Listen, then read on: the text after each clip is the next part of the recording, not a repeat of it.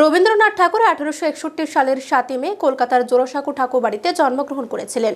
তিনি ছিলেন প্রখ্যাত বাঙালি কবি, পণ্ডিত, ঔপন্যাসিক, নাট্যকার, মানবতাবাদী এবং দার্শনিক।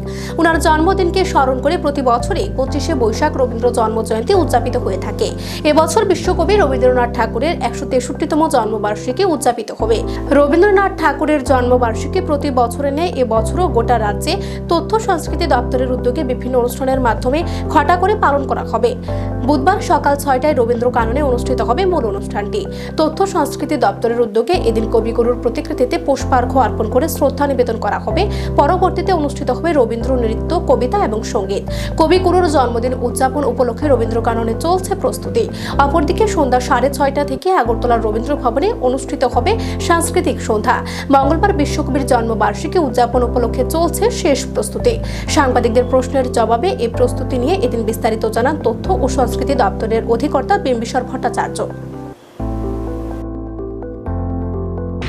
আগামীকালকে আমাদের বিশ্বকবি রবীন্দ্রনাথ ঠাকুরের জন্মজয়ন্তী উপলক্ষে আমরা কবি প্রণাম অনুষ্ঠানের আয়োজন করেছি রাজ্য সরকারের তথ্য সংস্কৃতি দপ্তরের উদ্যোগে।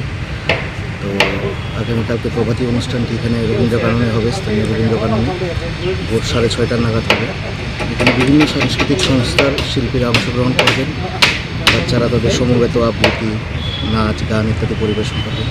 তার বাইরেও আমরা সন্ধ্যাকালীন অনুষ্ঠানের আয়োজন করেছি রবীন্দ্র ভবন হল নাম্বার 2-তে। ওইখানেও সন্ধ্যা 6টার দিকে সাংস্কৃতিক অনুষ্ঠানের আয়োজন করা হয়েছে। আপনারা সকলে ওখানে উপস্থিত থেকে অনুষ্ঠানটিকে সর্বাত্মক সার্থক করবে, এটাই। প্রস্তুতি কীরকম? প্রস্তুতি পর্ব ভালোই চলছে, রবীন্দ্র ভবনে কাজ চলছে, ওখানে চলছে, আশা করি ভালো। Thank you.